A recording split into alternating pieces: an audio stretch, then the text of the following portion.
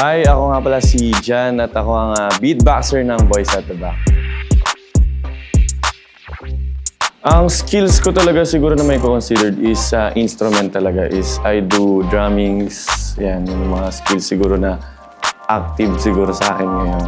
Tapos yun, nag-human beatbox din ako. So, music is something para sa akin talaga.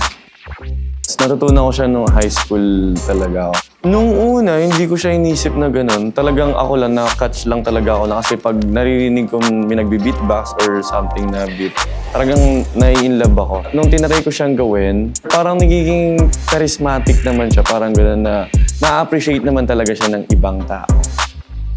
Actually, nakilala ko yung isa kong ex-style na napanood niya yung video ko na nag-beatbox. So yun, nagalingan siya sa akin mag-beatbox. Tapos yun, doon na kami nagka-chat. Doon nag-start, doon nagsimula.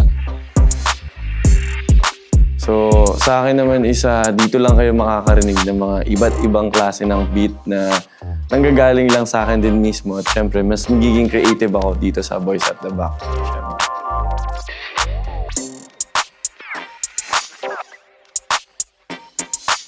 Usapang pogi, siguro may sasabi ko is nasa 1 to 100, nasa 85 naman.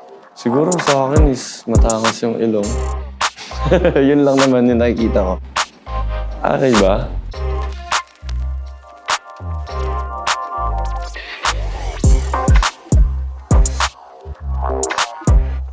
Hi guys!